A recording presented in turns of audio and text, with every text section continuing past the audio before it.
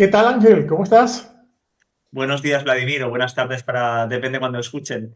Todo perfecto. ¿Y tú? ¿Cómo Muy, estás? muy bien, también contento de que estemos llegando ya a nuestro cuarto episodio o capítulo Increíble. de preguntas que mueven. Y recordando que dejamos en el último podcast abierta la pregunta de qué lectura podemos hacer de las señales de nuestro tiempo desde una perspectiva positiva, constructiva. O sea, ¿qué vemos que está surgiendo? ¿Qué ha podido reflexionar Ángel sobre esto? La pregunta es fantástica. ¿Qué voy a decir si de esto se trata el podcast, de preguntas que mueven? Entonces, me gustaría abordarlo en diferentes dimensiones. Además de estar dándole vueltas a cabeza, pues como la curiosidad forma parte de nuestro ADN individual y mutuo de esta colaboración que tenemos juntos, que es maravillosa, he decidido abordarlo en la dimensión económica, tecnológica y sociocultural, ¿no? Entonces, claro, siempre desde una perspectiva positiva, porque hay muchas lecturas. Sabemos que la lectura que más vende mediáticamente pues suele ser la negativa, porque genera más activación al sistema nervioso de uno. ¿Y qué va a pasar? Y como decíamos en los otros podcasts, Vladimir, ¿cómo voy a sobrevivir si esto pasa? Y eso pues está demostrado que genera una retención mucho mayor en lo que es leer una noticia, ver la televisión, ver un vídeo, etcétera, etcétera, etcétera.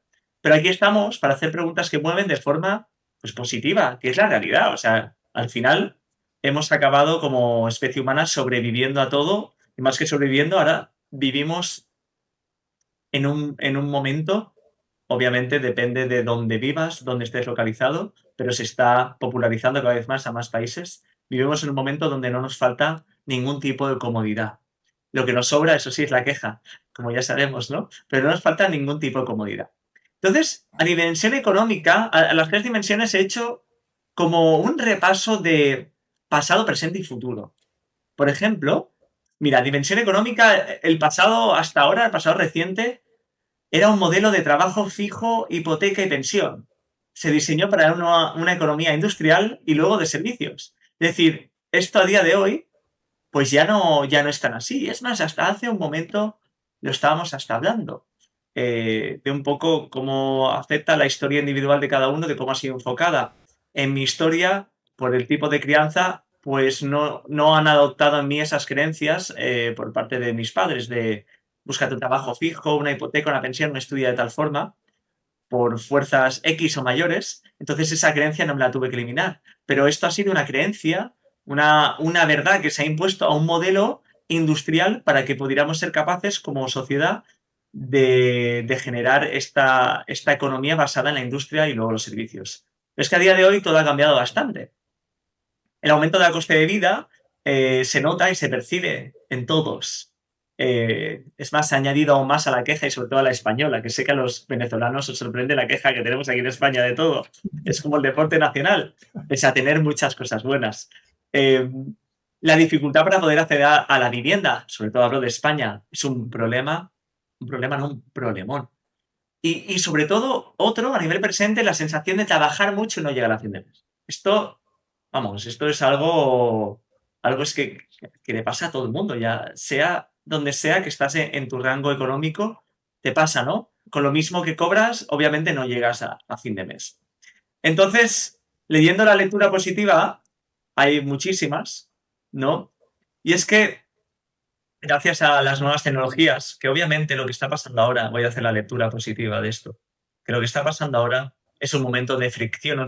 Porque es un momento de cambio. Es decir, es un momento de cambio, por lo tanto hay una fricción. Hay que adaptarse, hay que pasar un periodo de entender cómo funciona este nuevo mundo. Porque este nuevo mundo ha cambiado mucho desde que salió Internet y ahora que ya nos hemos conseguido además creo, adaptar y entender cómo funciona, aunque hay otras cosas que aún quedan trabajo, y luego viene el mundo de la tecnología en referencia a la inteligencia artificial. Es decir, la lectura positiva que viene aquí, y yo, por ejemplo, pues se lo digo a mi mujer, digo, me moría de ganas de que sacaran este robot que hace las tareas del hogar y que además se va actualizando de forma constante. Porque aquí la inteligencia artificial, como todo, si la sabemos utilizar a nivel de económico, nuestra jornada laboral va a ser muchísimo más corta.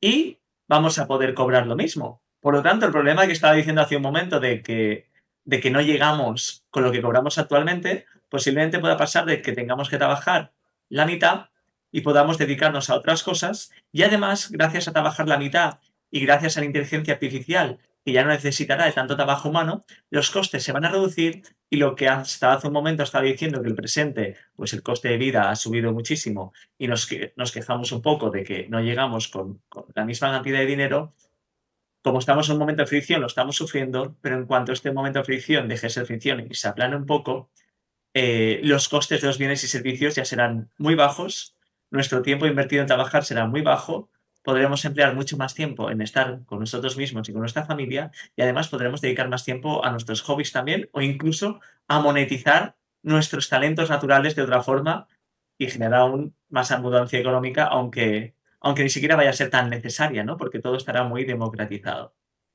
Entonces, a nivel económico, veo esto que, por supuesto, también ya he abordado, creo, la dimensión tecnológica.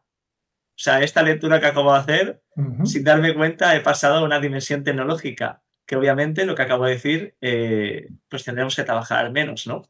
Y luego, pues, los beneficios que esto genera a nivel tecnológico, que creo que es un punto muy importante que tengo aquí anotado, que es el tema de la medicina o la educación. La medicina, a día de hoy, ya vemos ejemplos de que, bueno, está la robótica, de que se puede operar a distancia con robots, fantástico, de que se pueden hacer consultas a distancia, es decir, sin necesidad de que haya el médico presencial. Y no solo eso, sino que la IA, la inteligencia artificial, creada en nuestra inteligencia, es artificial, pero está creada basada en nuestra propia inteligencia, pero ella mismo, su propia inteligencia será más inteligente que la nuestra, va a ser capaz de identificar enfermedades gracias a su capacidad de hacer test de forma muy ágil de hipótesis, va a ser capaz de identificar enfermedades y soluciones a enfermedades que nosotros, más que nada por un tema de tiempo, no nos ha dado tiempo a llegar y la IA, gracias a su velocidad de test y hipótesis, va a poder llegar, ¿no? Entonces, en el ámbito médico vamos a poder avanzar muchísimo. Luego, en el ámbito de educación también, ya nos pasa que qué fácil es ahora entrar en la IA y antes yo ya no uso Google, Vladimir. Yo ahora entro directamente en la IA, hago un prompt y encuentro sin tener que elegir la información que posiblemente sea la más adecuada, aunque obviamente aún hay cosas que mejorar, ¿no? Así que a nivel tecnológico ahí tenemos esta lectura. Y luego a nivel sociocultural. Y aquí estaba haciendo mi propia búsqueda a nivel sociocultural y nos vuelve a un tema que ya hablamos en un podcast, y es el tema de la soledad y la salud mental. Claro, esto de la IA hace que aumente la soledad, no solo la IA, sino la tecnología, y que obviamente esto afecta a nuestra salud mental. Pero al mismo tiempo, con la lectura positiva, nos damos cuenta de que estamos viendo que la IA puede ser nuestro mejor terapeuta, si lo sabemos utilizar también. Entonces, a dimensión sociocultural hay muchísimos aspectos. Y sobre todo, que todo va enlazado, todo va enlazado. Y es el tema que luego hablaremos, ¿no? De un renacer, pues, espiritual. Más que nada porque con la IA estamos encontrando información que antes era muy difícil de acceder o de leer. Y aquí es donde entra, pues, los grupos cristianos, grupos budistas, comunidades digitales, donde gracias a poder tener acceso a esta información de una forma mucho más fácil, estamos viendo que es mucho más sencillo entender el significado de la vida y mucha gente joven está encontrando refugio en esto, ¿no? Aunque esto es un tema que más hacia adelante pues se podrá hablar. Así que podría hablar de muchos más temas, de muchos más aspectos referentes a, a todo este ámbito, pero si no, como siempre nos pasa, realmente nos quedaríamos sin tiempo para hablar de todo. Y aquí es donde me gustaría darte paso, Vladimir. No sé si quieres agregar algún comentario a estas dimensiones que hemos abordado de forma muy resumida y, por supuesto, hay muchísimas más que podemos abordar, pero no sé si te gustaría añadir algún comentario antes de pasar a un siguiente tema muy interesante. ¿Te gustaría añadir algo referente a esto? Sí, fíjate que cuando dejamos la pregunta, le introdujimos un elemento que es interesante, ¿no? Y es desde una perspectiva positiva, constructiva. ¿Por qué?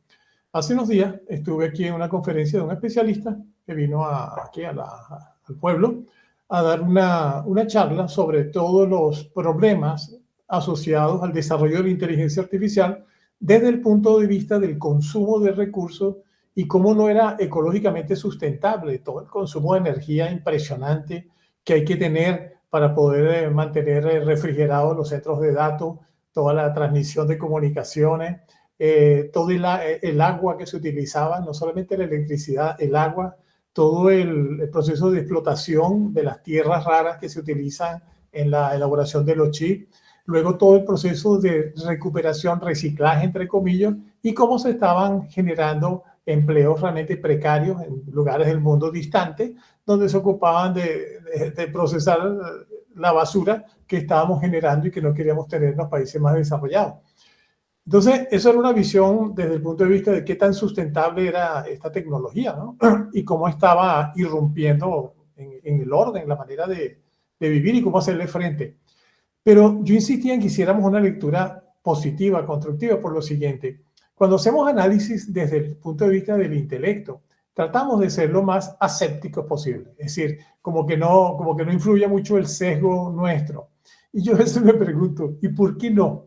O sea, ¿por qué no debería influir el sesgo en el sentido de yo quiero hacer un análisis positivo? ¿Desde qué punto de vista? ¿Qué cosas están pasando que pueda utilizar para construir una sociedad mejor y una vida mejor a nivel personal?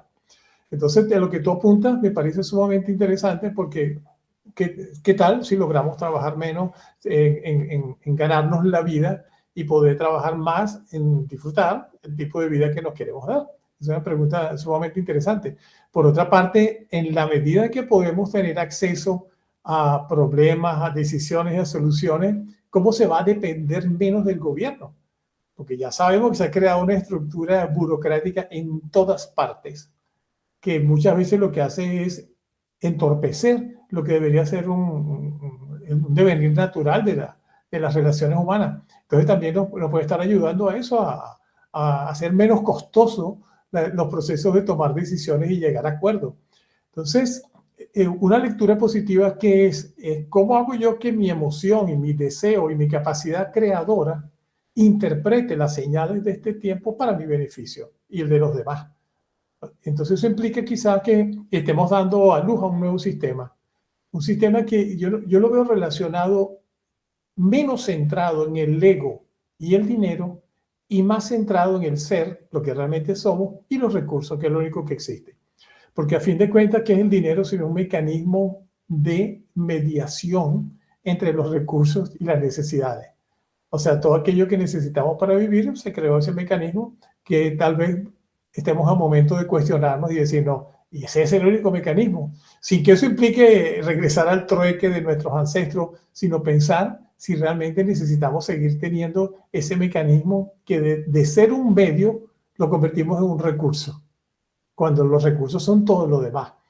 Entonces, yo comparto contigo esa apreciación de que estamos ante un cambio que nos puede dar elementos para la construcción de una sociedad más equitativa, más conectada y más respetuosa de la naturaleza, si hacemos que las tecnologías sean sustentables.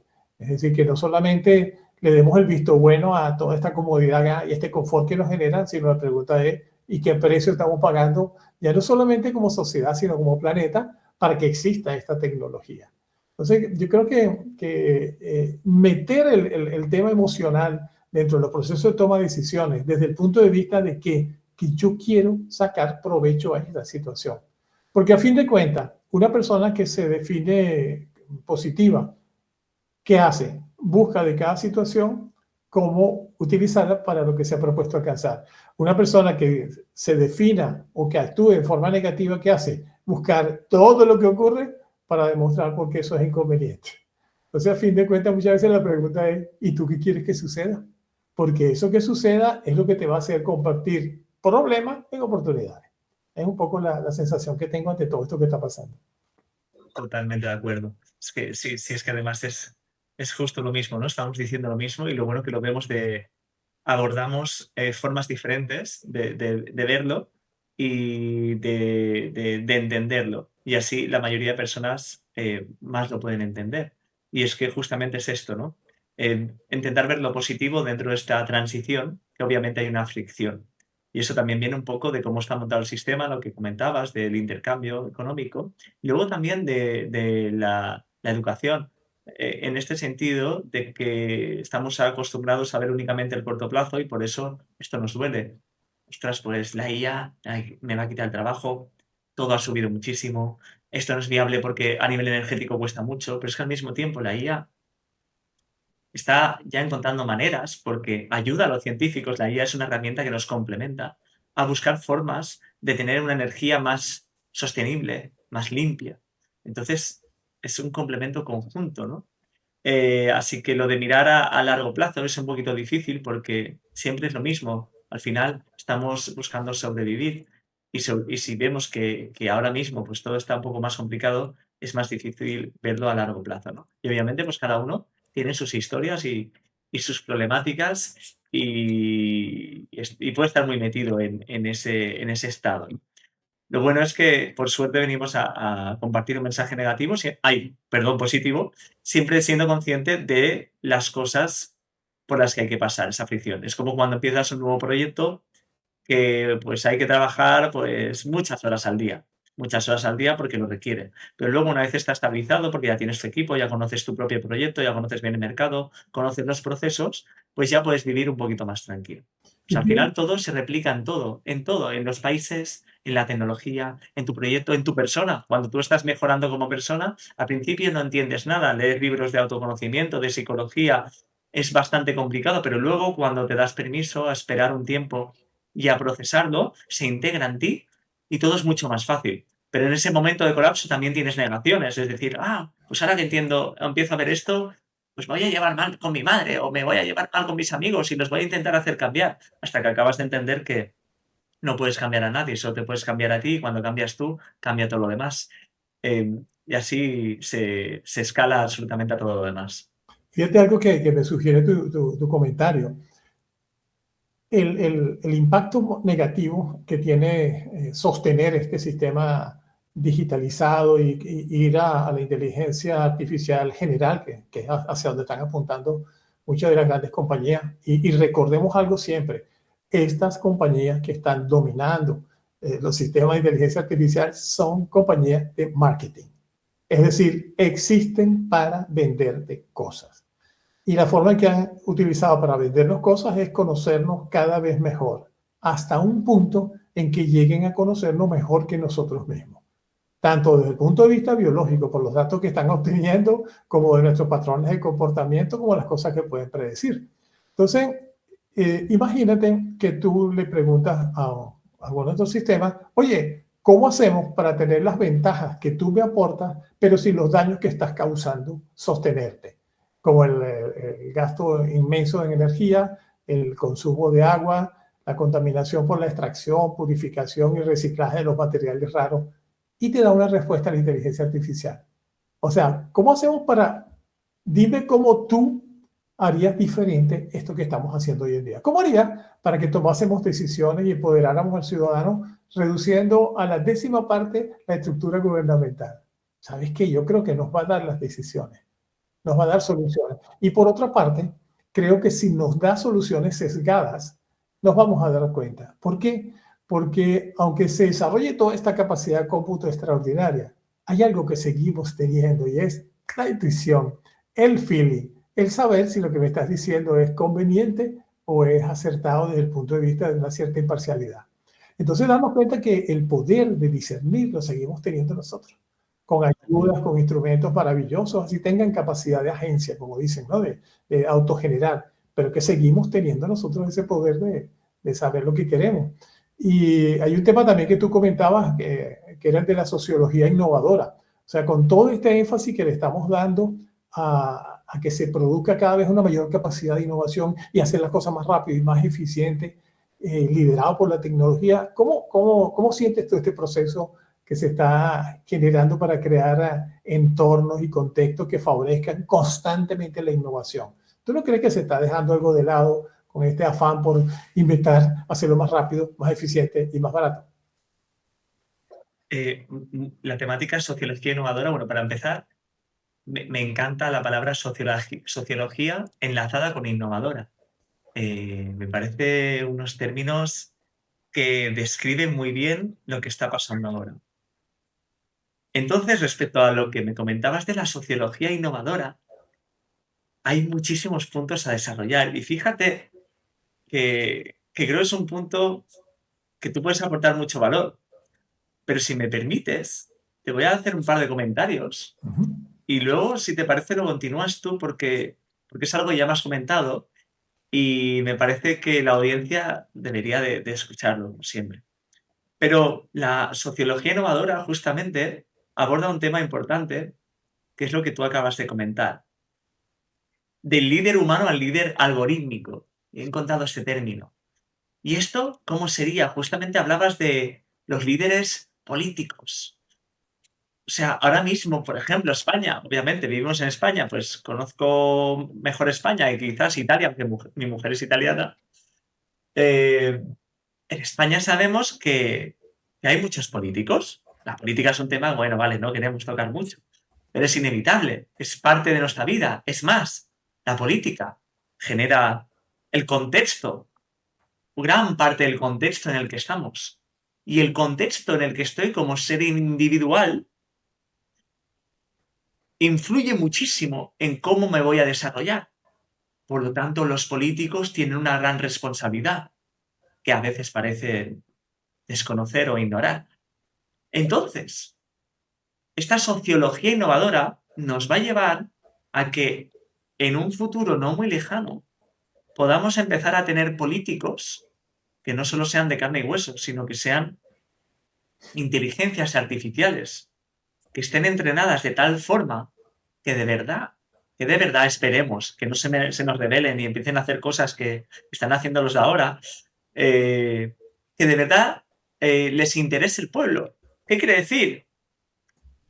Oye, pues que se ajusten mejores los presupuestos del Estado, que al ciudadano se le ayude muchísimo más, no digo económicamente, sino a nivel de un tema de cómo optimizar mejor los impuestos que paga el ciudadano, para luego optimizar mejor los presupuestos, para que no haya desviaciones en cosas que no tenga que haber, para priorizar lo que de verdad importa, para buscar el bienestar común, y para sobre todo, yo creo que es lo más importante, no vender ideologías,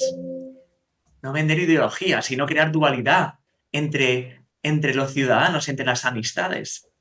Tengo un grupo de amigos que es maravilloso, estamos ahí, y unos piensan de una forma y otros piensan de otra. Y el otro día les comentaba que tengan en cuenta lo siguiente, que la forma en la que piensan está muy influenciada por sus intereses. Es decir, pues yo voy a estar influenciado por los intereses que beneficien al emprendedor, por ejemplo.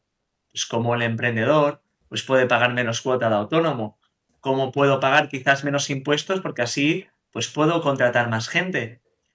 ¿Cómo puedo pagar los impuestos? Me refería a eso de contratar gente, es decir, cuando tú tienes un trabajador, la mitad de lo que pagas pues va directamente al Estado. ¿Cómo puedo optimizar esto para quizás atraer más talento? Porque gracias a pagar menos impuestos, pues puedo pagar mejor al trabajador. Y en verdad, en consecuencia, lo está invirtiendo en la economía. Lo único que quizás no está realmente pensado como debería de estar.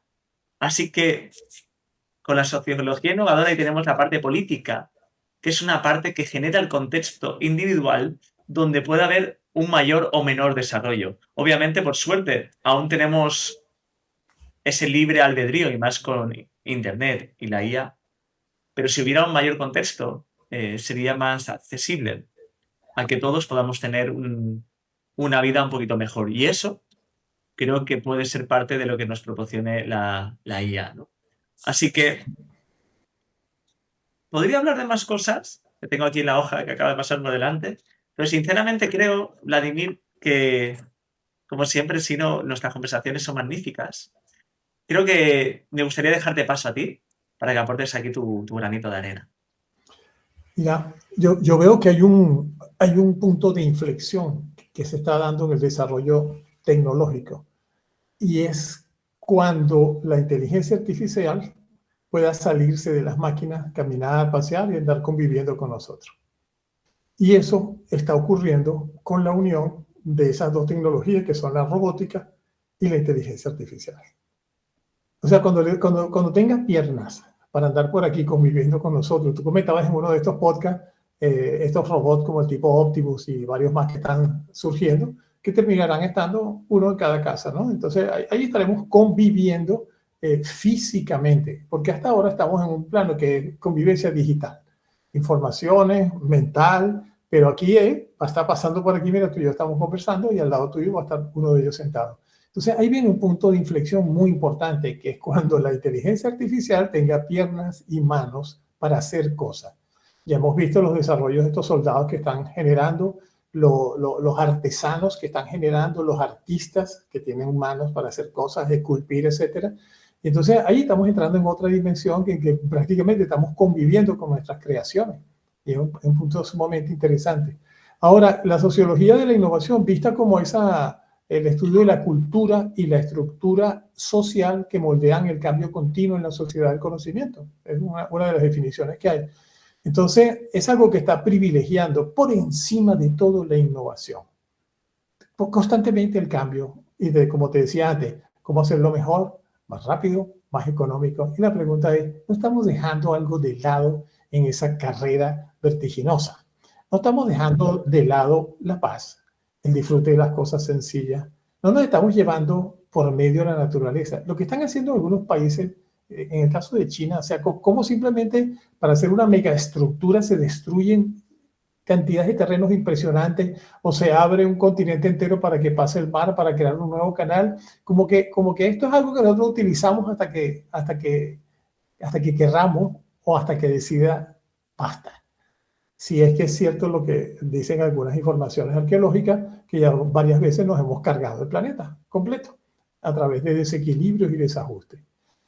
Entonces, la sociología de la innovación tendría que tener también su componente de una sociología regenerativa, y es cómo regeneramos nuestro propio sistema que se está creando como consecuencia de todas estas iniciativas y del trabajo que hacen las élites para darle forma al mundo desde el punto de vista de lo que es realmente el bienestar. Y ahí volvemos a caer en un punto que hablamos en otra ocasión, y es cómo redefinir nuestras verdaderas necesidades. O sea, ¿qué es lo que realmente necesitamos para vivir con plenitud? ¿Y cuánto de estos son lujos y sofisticaciones que nos han vendido con la finalidad de vendernos cosas? Y dentro de esas cosas incluyo sistemas políticos. Tú mencionabas la palabra liderazgo. Yo particularmente creo que en este proceso que se está dando, el liderazgo es un proceso en vías de extinción. Fíjate que no digo transformación. No es que va a ser un liderazgo más abierto, más tecnológico. Te digo de extinción. Extinción significa desaparición. Y tú dices, pero ¿cómo puede desaparecer el liderazgo? No podemos vivir sin líderes, sin jefes, sin amos, sin reyes que nos digan lo que tenemos que hacer, sin gobernantes que tomen decisiones por nosotros. ¿Estás seguro?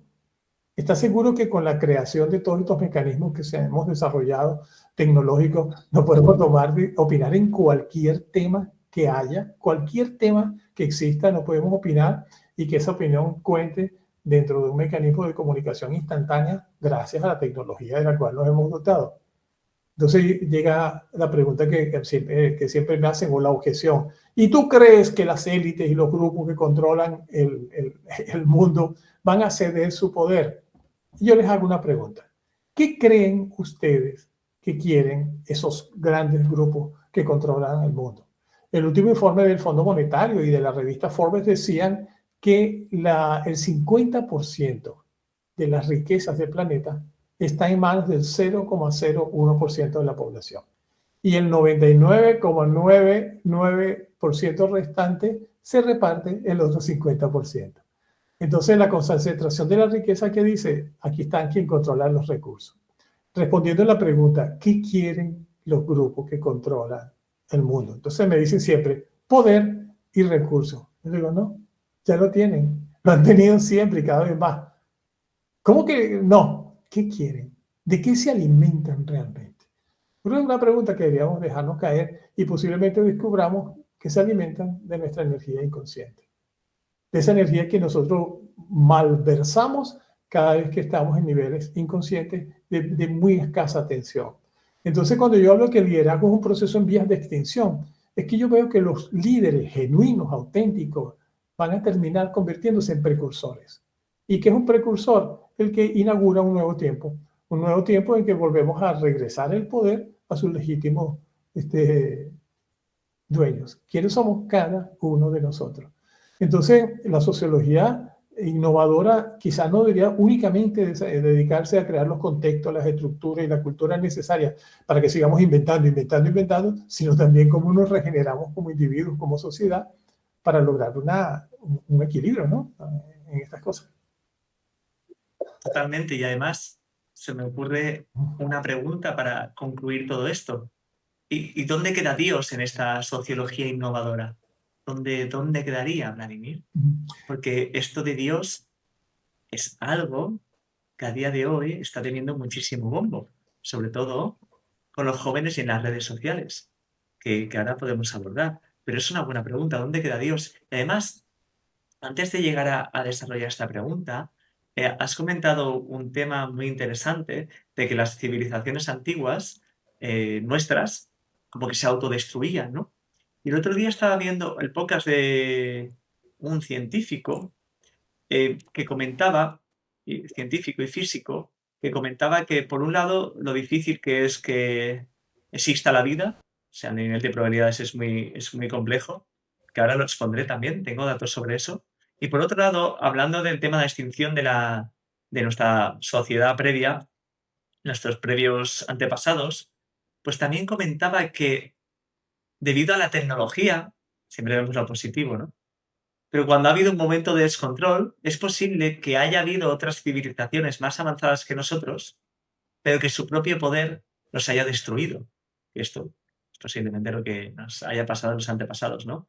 Entonces, quizás ahora que somos mucho más conscientes y quizás no sabemos si anteriormente se hablaba tanto de esto o no, y además está demostrado que el nivel de conciencia a nivel mundial sigue incrementando todos los años, cosa que nos beneficia a todos. Y si no me equivoco, solo con que entre un 2 o un 5% de personas del mundo estén en uno de los niveles de conciencia máximos ya se contagia, no digo a llegar al mismo nivel de conciencia, pero sí que ayuda a los otros a que eleven su nivel de conciencia, pues quizás no tengamos que llegar a eso, y seguramente no, porque estamos en un momento distinto, ¿no? Entonces, volviendo a la pregunta, ¿dónde ves tú que queda Dios en esta sociología innovativa, Vladimir? Cuéntame un poco qué entiendes por Dios, o sea, cómo es tu percepción de eso que denominas Dios, para Buenísimo, invitarnos un poco. buenísimo, buenísimo, buenísimo. Pues si quieres, mira, antes de comentarte qué es Dios o cuál es esa percepción o lo que entendemos por Dios, déjame compartirte unos datos para Ajá. ponernos en contexto, ¿vale? Mira, actualmente en España, hablamos de España, el 20% de las personas se declaran católicos practicantes, otro 37% católico no practicante y el otro 40% se reparte entre ateos, agnósticos e indiferentes. Pero está pasando algo curioso, ¿vale? Y es que entre los jóvenes está creciendo constantemente la declaración de que son creyentes y además practicantes. Y esto nos viene a otra pregunta que ahora luego responderé cómo veo Dios, ¿no? Quizás como conclusión. Pero nos viene aquí a otra pregunta, ¿no? ¿Y por qué los jóvenes se están acercando a este nuevo cristianismo, catolicismo? Y hay varias razones. Hay varias razones y son muy importantes. Vamos a empezar por ejemplos. Por ejemplo, vemos a Rosalía, es una cantante internacional, que por cierto conozco, porque he coincidido con ella en las fiestas de su pueblo varias veces, y sin duda es una chica que se merece todo lo que ha conseguido porque ha trabajado muchísimo y nunca se ha rendido. Es un claro ejemplo. Pero Rosalía recientemente ha declarado que es una fiel creyente de Dios. Y además, esto lo demuestra en su álbum titulado Luz, que tiene una fuerte simbología espiritual y referencias a Santa Teresa. muy interesante. Luego además sigue un chico que tiene un podcast que se llama Zen y una marca se llama Zen Labs y el chico se llama René. Y él también ha declarado que en un sueño se le reveló Dios. Desde entonces el camino de la vida pues como que le ha ido mucho más alineado, ¿no? Lo que está pasando por un lado es que vemos personajes con influencia que están declarando su creencia en Dios.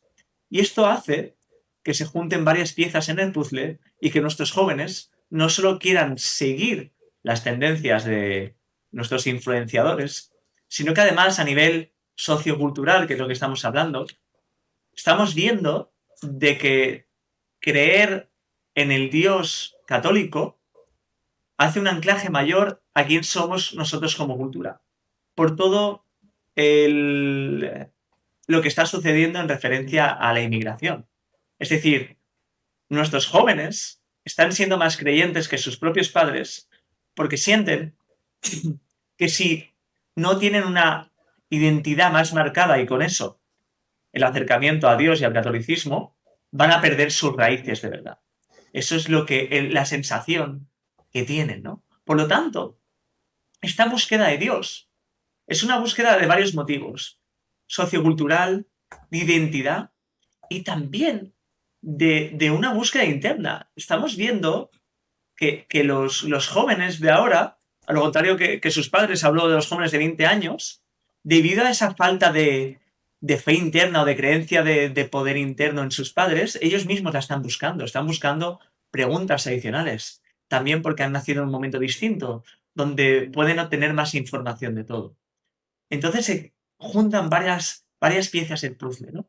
Y además de juntarlo también con esta narrativa de redes, con los influenciadores, con la búsqueda de pertenencia, con la búsqueda mayor del ser, están algunos de ellos entendiendo que Dios no es solo, y aquí también yo he entendido, estoy entendiendo esto, aunque nunca existe una verdad absoluta, porque siempre de tu propia verdad absoluta existe otra verdad absoluta para otro.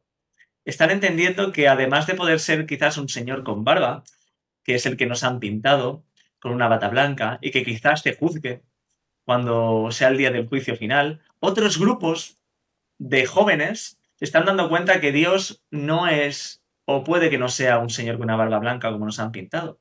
Y aquí ya empiezan a salir del catolicismo y empiezan a creer en su poder real interior, en que Dios, como lo creo yo, a día de hoy, no es una persona que te vaya a juzgar, porque Dios se supone que es amor completo, ¿no? Entonces, ¿cómo una persona con pleno amor te va a juzgar si el juicio es lo que genera la división de las personas?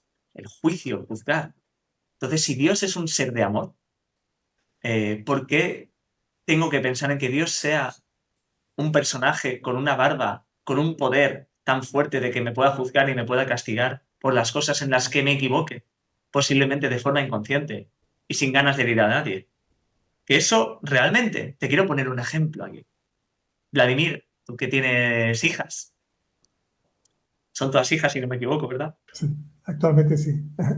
Fíjate, ¿qué pasaría si tú estuvieras en un parque y tu hija, una de tus hijas, en ese momento tiene 7 años de edad, es una chica indefensa, y ves que se acerca un hombre con un cuchillo en la mano y que va hacia tu hija, ¿vale? ¿Qué harías tú en ese momento?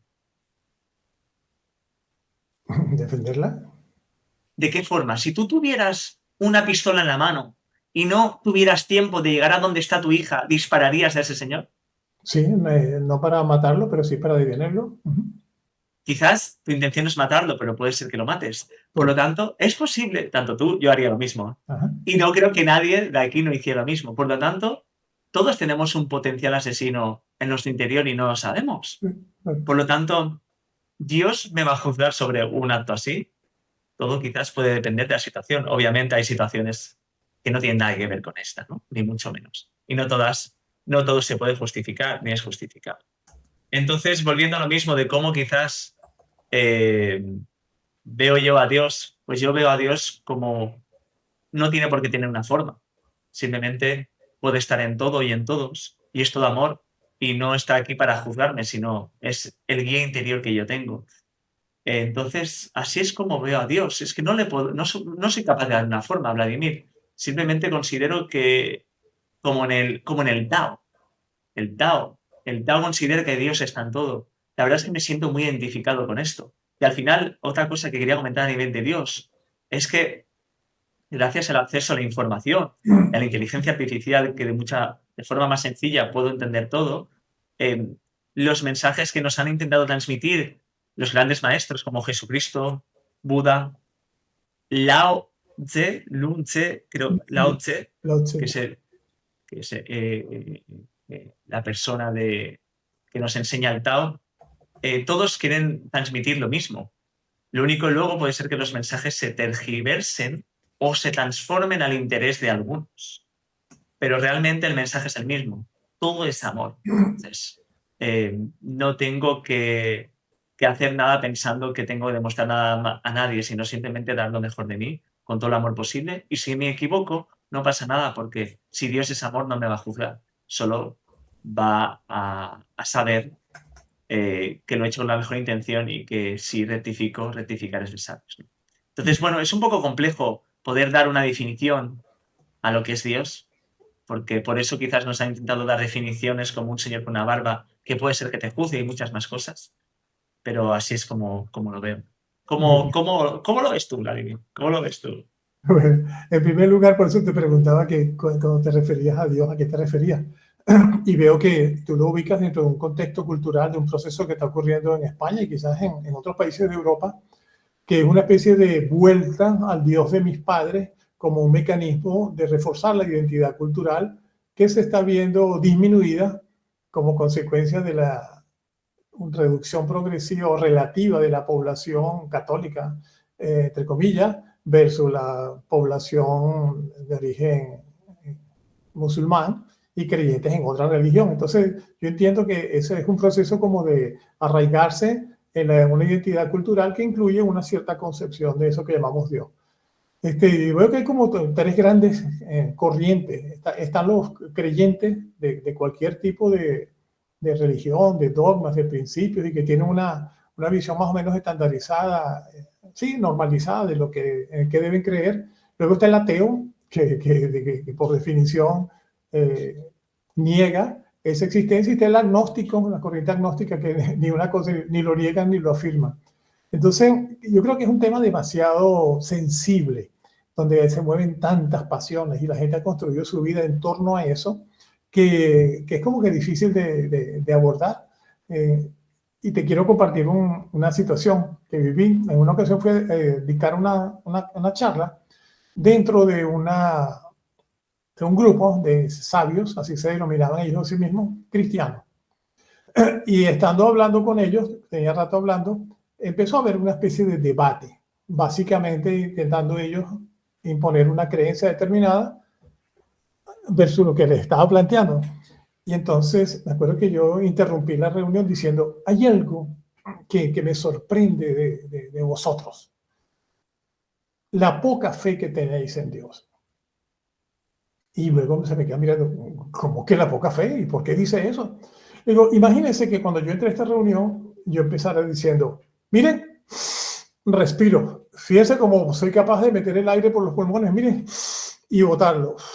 Porque yo respiro, o sea, el aire que está afuera, yo lo proceso dentro de mi cuerpo y por eso yo vivo. Miren, fíjense cómo respiro. Después de 5 minutos repitiendo lo mismo, ustedes me dirían, ¿pero tú eres tonto? ¿Eres tonto? Todos no sabemos que respira. Entonces, si tú realmente crees en esa inteligencia superior, llámela como tú llames, tú no vivirías hablando de ella, porque sabes que tu existencia tiene lugar allí, dentro de eso. A mí me gusta mucho una frase que había un lugar que íbamos a meditar en el centro de Madrid que decía, Dios no creó el mundo, se hizo mundo.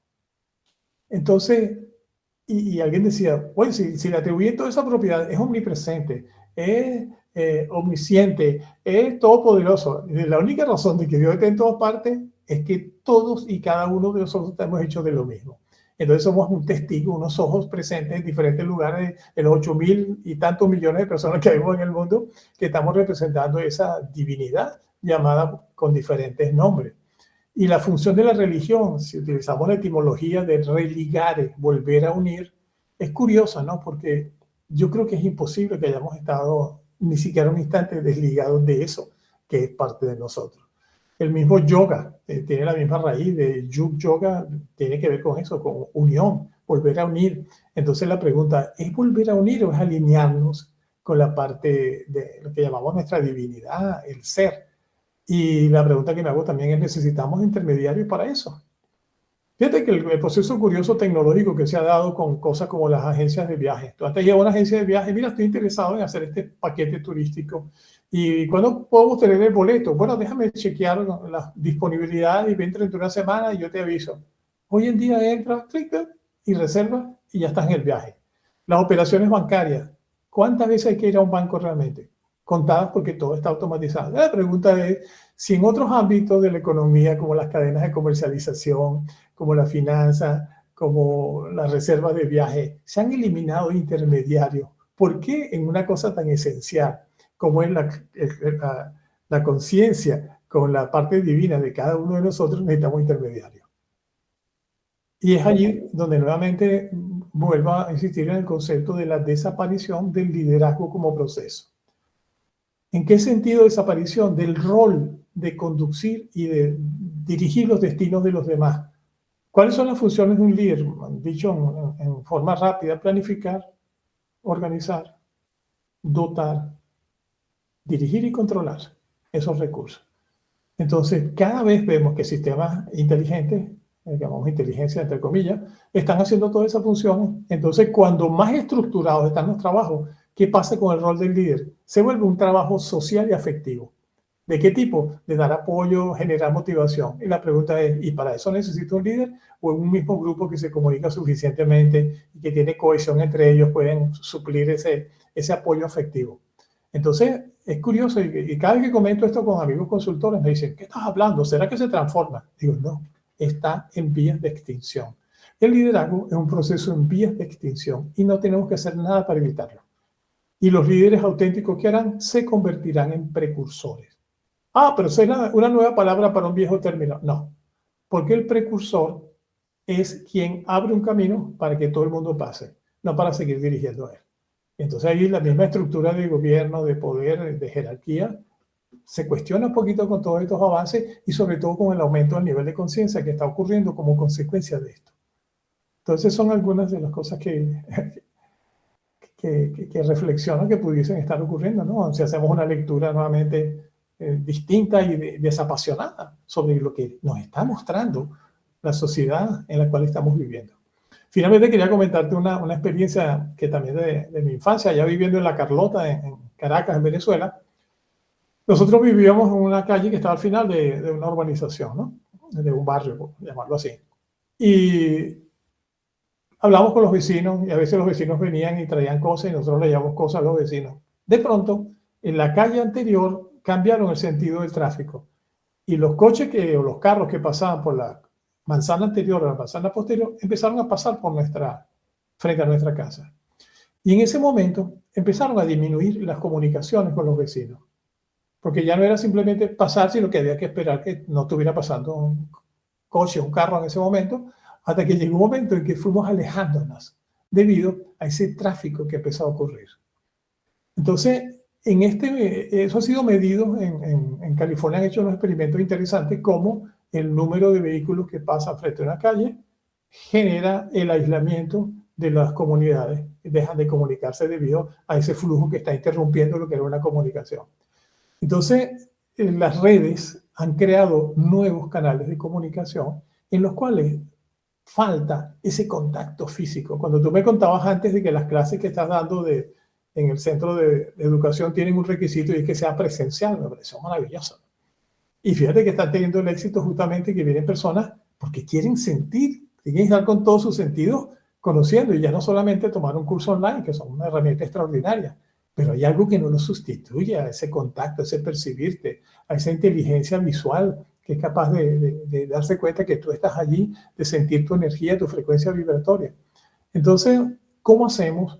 Un poco preguntas que nos lanzamos para que nos hacemos nosotros mismos, ¿cómo hacemos para fomentar de nuevo otros enlaces ¿Qué hace el corazón, el sistema circulatorio cuando un vaso está infartado? Genera vías alternativas. La medicina lo hace a través de la creación de bypass, que son circunvalaciones de la vía que está obstruida.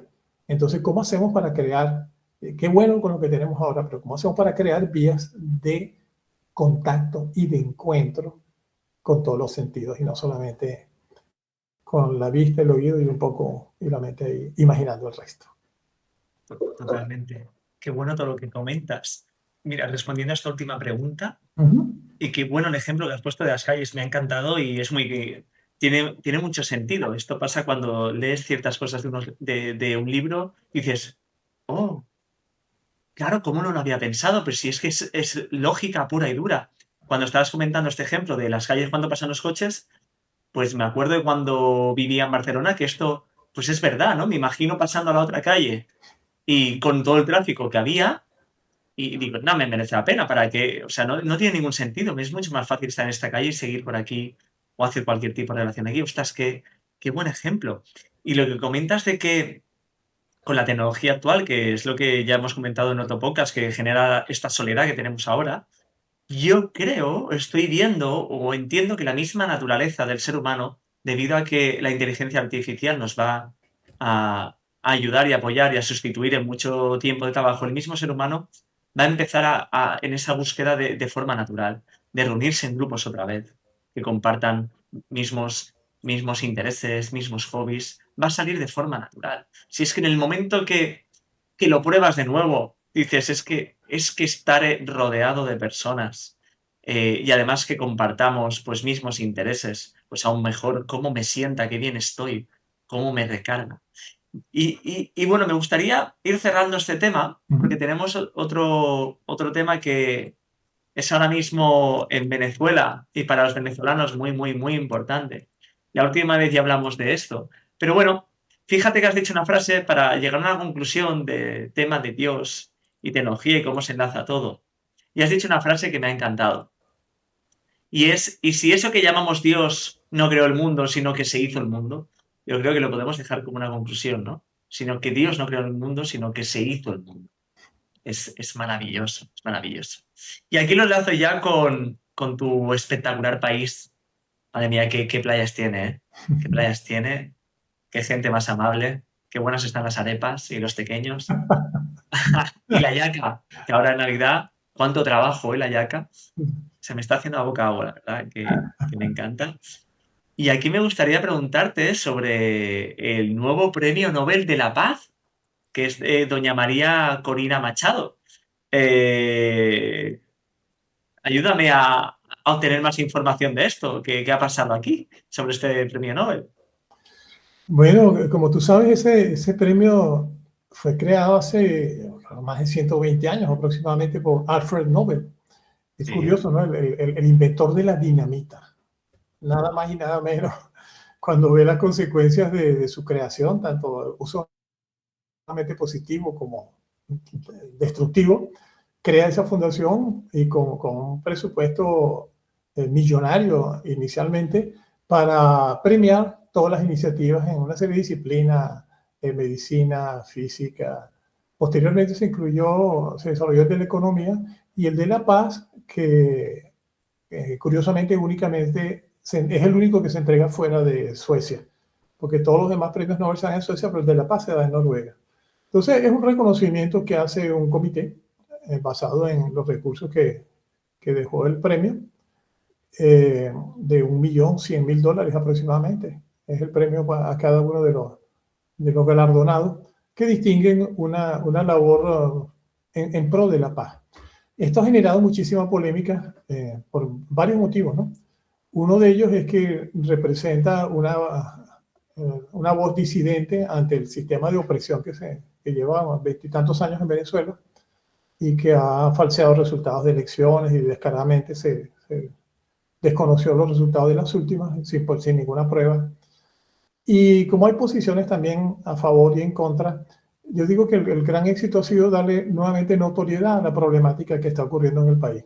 Ayer me enteré, por ejemplo, que Julian Assange, ¿te acuerdas? El de las Wikileaks, había introducido una demanda contra el premio Nobel por habérselo dado a María Corina, porque violaba los estatutos de las bases, que cómo era posible que una mujer que estaba llamando a la guerra, a que Estados Unidos invadiera Venezuela, le dieran el premio Nobel, introdujo una demanda penal. No sé dónde exactamente, pero eso salió en la noticia ayer. Así que hay toda una polémica, y en cuanto a lo que rescato de todo esto es nuevamente colocar el tema también defendido y expuesto por María Corina y su equipo sobre la situación de pérdida de libertades que hay en Venezuela, la cantidad de presos políticos y las posiciones de Estados Unidos, bueno, son complicadas, porque como decía un asesor muy cercano a Trump, decía, a Trump hay que tomárselo en serio, pero no al pie de la letra. Y es esa especie de contradicciones, yo no sé si unas son intencionales y otras son descuidos, pero lo cierto es que tomárselo en serio porque están modelando el orden geopolítico mundial, y de pronto aparecen argumentos que parecen muy interesantes, muy válidos, como que vamos a acabar con este régimen que se instauró en Venezuela, que ha matado norteamericanos a través de las drogas, en cantidades que él dice que están entre 50 y 100 mil al año, y eso es más de lo que murió en la guerra de Vietnam, como comentamos en alguna ocasión. Entonces esos argumentos parecen válidos y le dan el contexto legal que necesita para justificar acciones, pero no sabemos si todas las acciones que se están desarrollando tienen como propósito únicamente eso o muchas cosas más. Y como en la política nunca las cosas son lo que parecen, así que estamos atentos a eso.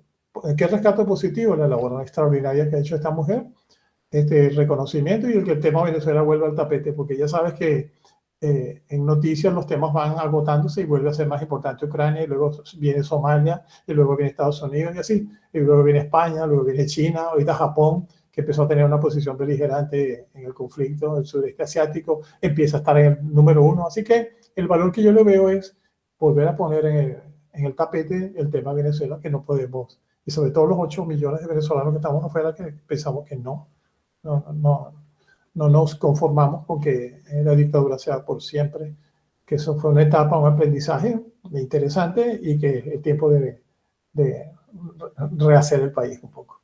Así que, como te digo, hay muchas lecturas sobre esta situación, y para mí lo que es muy relevante es que vuelva a estar en los top 10 Venezuela a través de ese premio, ¿no? Increíble, la verdad, increíble. Y además me compartiste la charla de su hija en Sí. representación de su madre, donde además también me compartiste este equipo táctico militar privado de la operación para sacar a María Corina Machado de Venezuela, que me impactó bastante. Aparte, que ha sido de las misiones más difíciles que comentaban que han hecho en todo su histórico como empresa. Hablamos de que este grupo militar privado ha operado en Irak, ahora en Gaza, en Rusia, para sacar tanto presos políticos como personajes importantes de ahí, y comentaba que justamente el de María, el operativo, ha sido bastante complejo. Incluso la misma María, si no me equivoco, se fracturó hasta una costilla intentando salir del país. Bueno, yo creo que ya saliendo del país en la pequeña barca que llevaban con olas de 2 o 3 metros para llegar a el punto de extracción de tierra. Entonces, bueno, ha habido todo un qué para que ella pudiera llegar a coger el premio, y como no llegó a tiempo, pues se lo delegó a su hija, que tuvo unas palabras espléndidas comunicadas de parte de su madre, ¿no? O sea que fantástico. Pero otra cosa también que me impacta es que el señor que inventó la dinamita sea el mismo señor que inventó el Premio Nobel de la Paz. Claro, me imagino que cuando inventó la dinamita, pues no sé, no tengo ni idea, estoy hablando por hablar, pero me gustaría pensar que la inventó pues para derruir edificios o para explotar las montañas para hacer túneles para pasar los vehículos. Desconozco por completo, pero ¿sabes un poco más de todo esto? Porque me genera mucha curiosidad. Bueno, una de las cosas interesantes es que cómo han logrado proteger el capital inicial que dejó Alfred Nobel contra la inflación. O sea, a pesar de que, o sea, ellos han multiplicado el premio, no solamente preservaron el capital original, sino que ha aumentado. y ha pasado 2 guerras mundiales, 3 crisis financieras, la del 29, la del 2008 y la del 2020. Y les da para pagar todos los pagos anuales de los premios, los gastos administrativos y no consumir el capital. Entonces es un caso extraordinario de gestión financiera a largo plazo el que ha hecho el grupo y incentivando eso, porque no solamente es el tema de la paz, sino está todo el tema de los avances en medicina, todo el tema de la física, la matemática, la literatura, la economía, que por cierto la inmensa mayoría de los premios económicos se los ganan los Estados Unidos e Inglaterra. Entonces, sí, son instituciones en las cuales su fundador tuvo esa visión de cómo paliar o compensar los efectos negativos que haya podido dejar su descubrimiento. Maravilla. Increíble, Vladimir. Y aquí quizás podemos empezar a pasar a una última temática que teníamos en mente. Obviamente lo que decimos siempre, temáticas no nos faltan. Es que temáticas no nos faltan. No. Por hablar, aquí nos podemos tirar, vamos, hasta el año que viene, porque al final faltan pocos días, o sea que realmente nos podemos tirar hasta el año que viene. Y lo bueno que son las conversaciones, como comentabas tú, y que me enseñaste este término, que me encanta, son conversaciones trascendentes.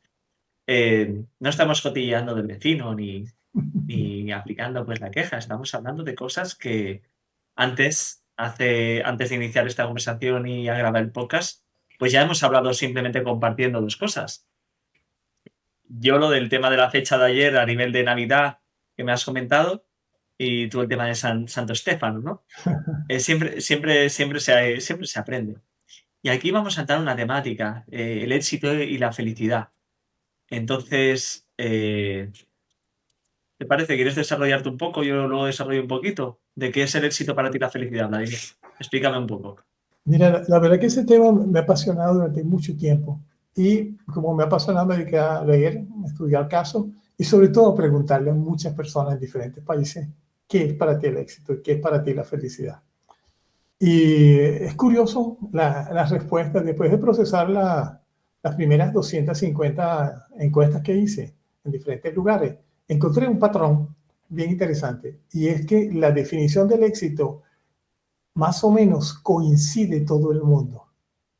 Lograr mis sueños, conseguir mis ideales, lograr los objetivos que me propongo, las metas, más o menos está en torno a eso. Pero las definiciones de felicidad eran la cosa más dispersa que te puedas imaginar.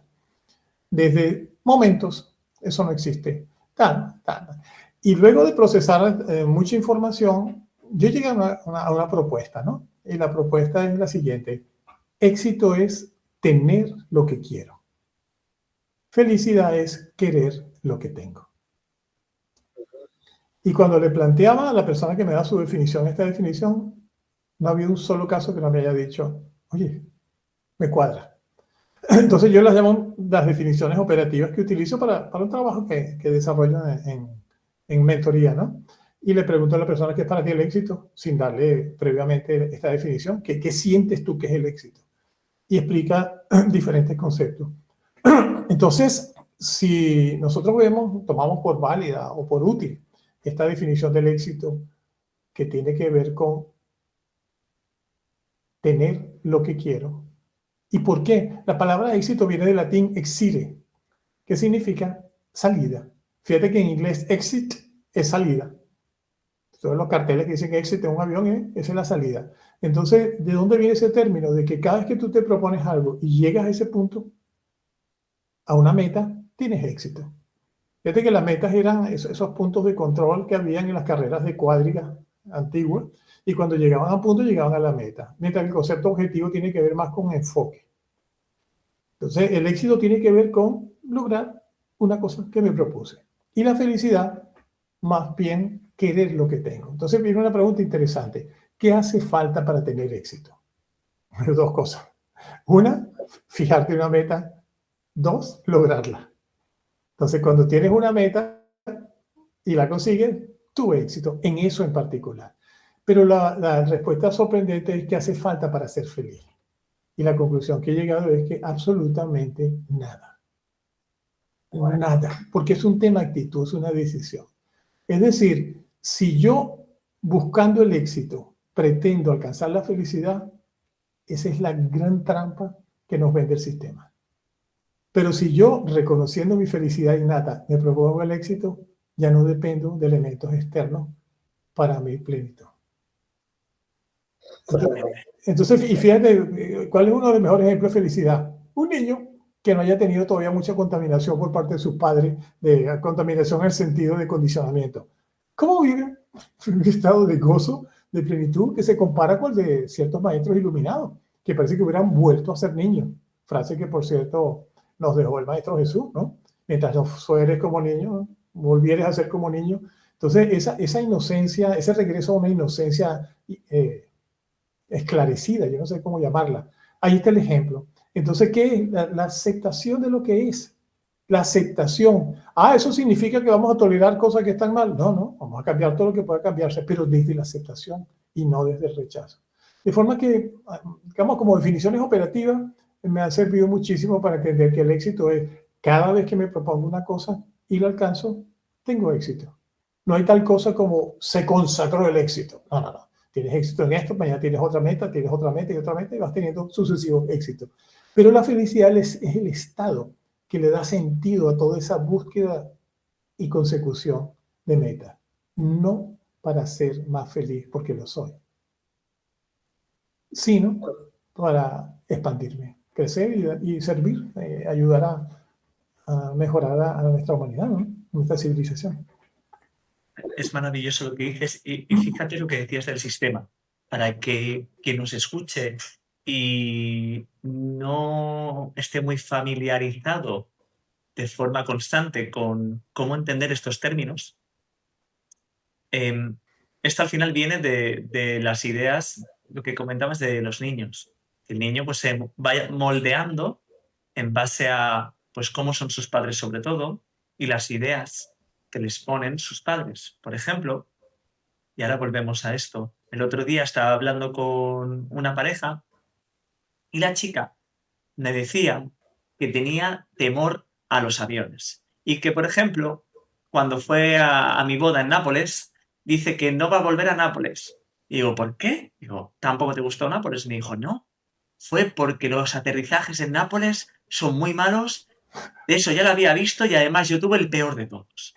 Digo, ¿y eso qué pasa? Digo, oye, ¿tus padres te han comentado algo alguna vez de los aviones? Me dice, sí, sí, sí, sí. Me han dicho siempre que es muy peligroso.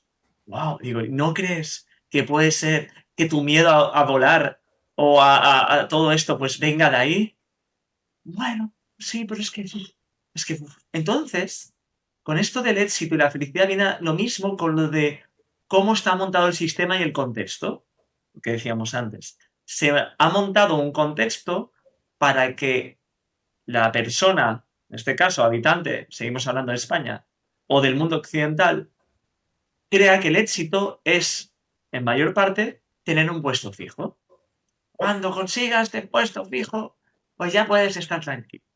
Yo lo que estoy viendo que pasa constantemente es cuando uno consigue o el puesto fijo, ya puede ser una fábrica, o uno consigue trabajar en una empresa, una consultora grande o una multinacional, o consigue trabajar para el Estado, un empleado público.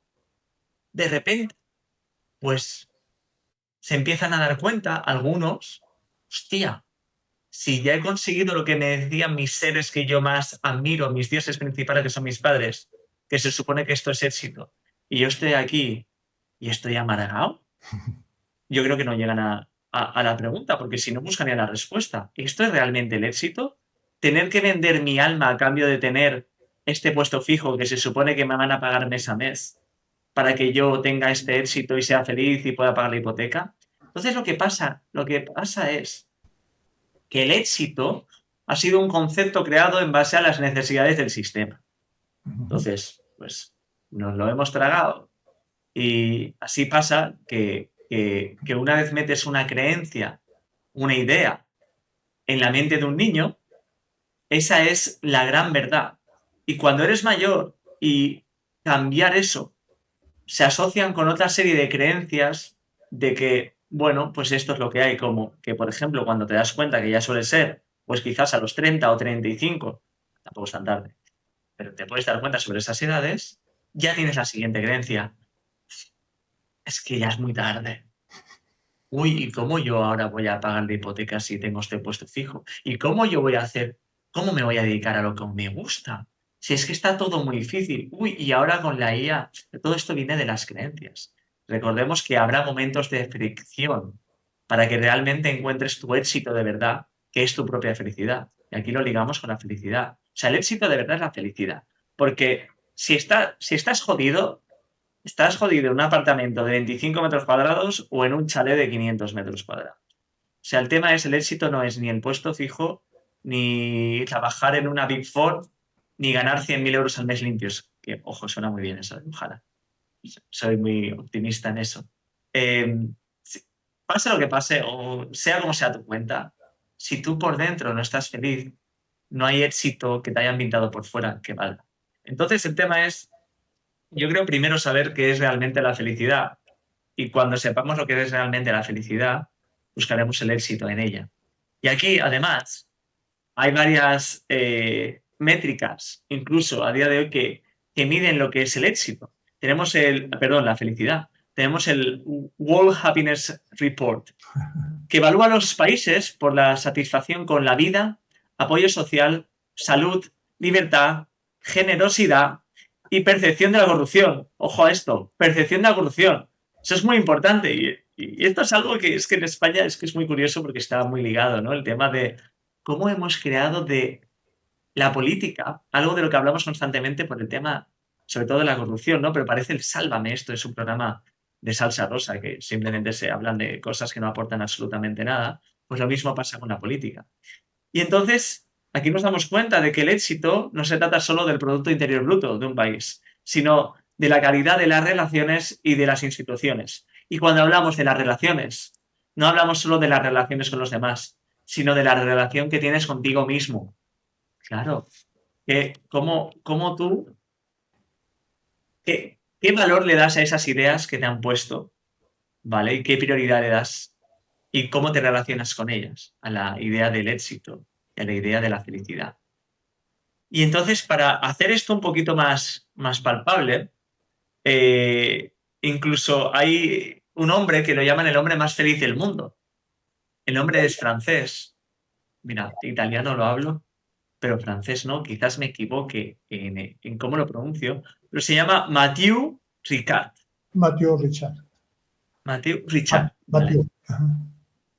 Es el hombre denominado más feliz del mundo. Él mismo se ha convertido en un monje budista y es doctor en genética molecular por el Instituto Pasteur. No sé si lo he pronunciado bien. Entonces este hombre participó en una serie de estudios con la Universidad de Wisconsin y empezó a meditar con la compasión.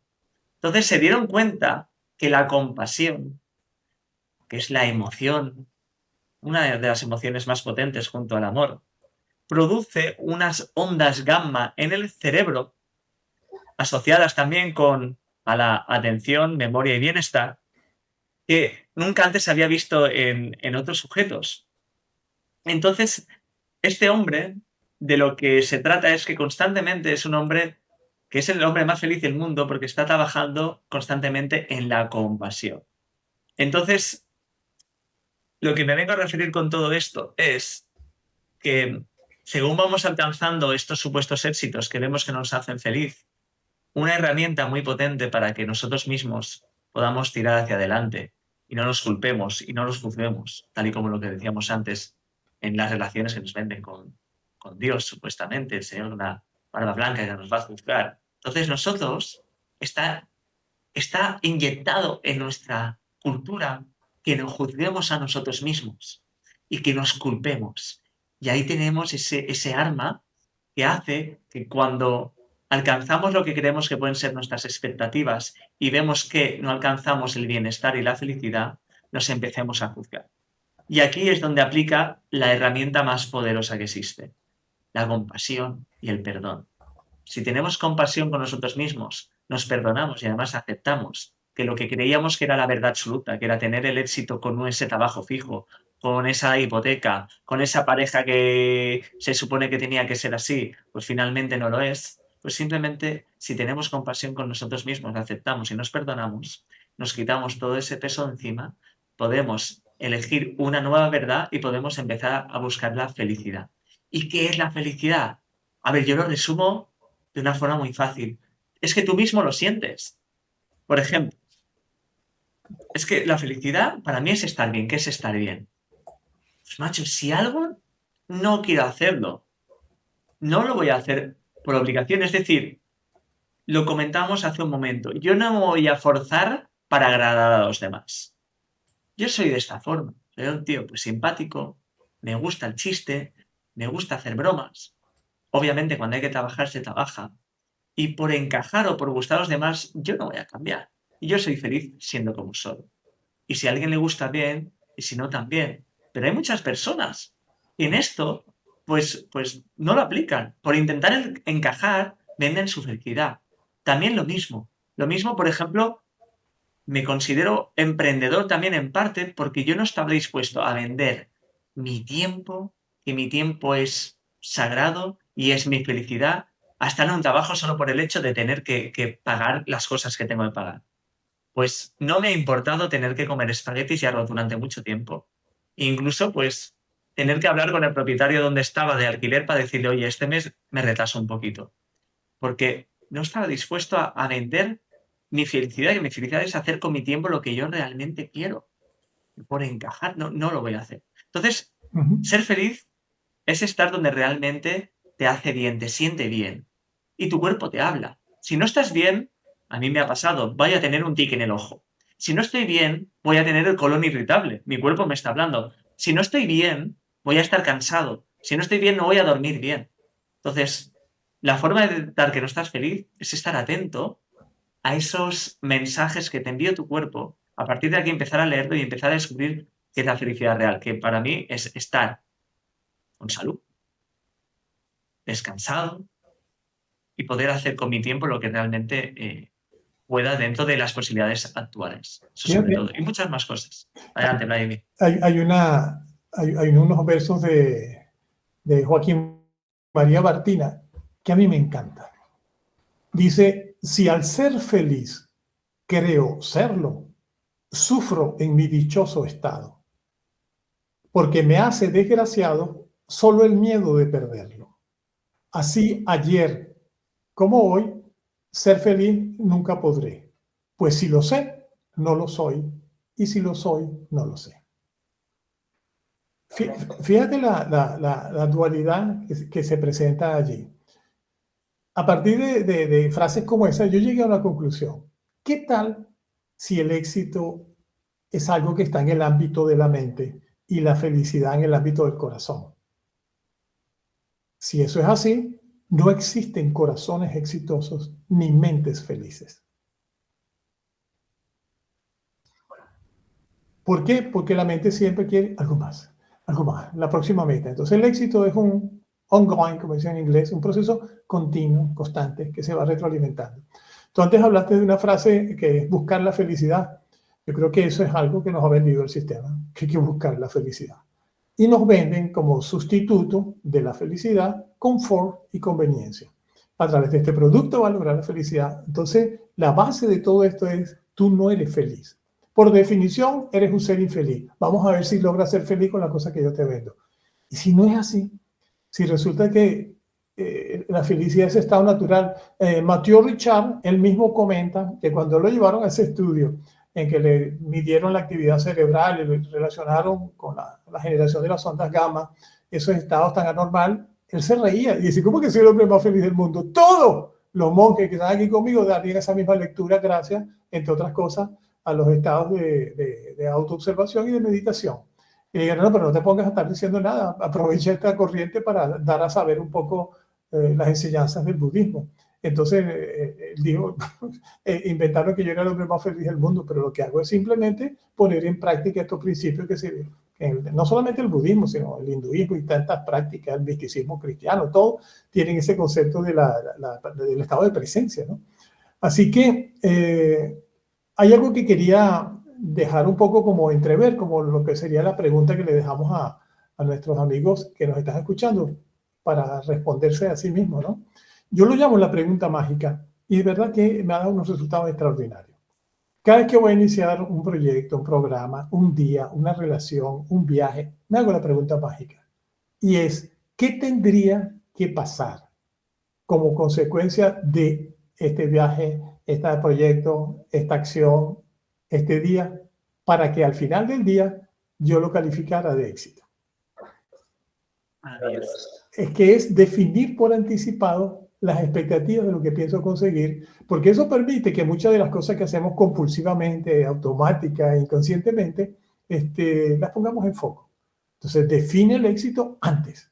¿Qué tendría que pasar al finalizar esta actividad, acción, las relaciones? Una fiesta, un evento, una celebración. Define en qué términos quieres tú que pase el éxito. Hay gente que dice, no, no, no, lo que sea que pase estaría bien. Ah, perfecto. Recuérdate que el que no sabe a qué puerto llegar, cualquier viento le es bueno.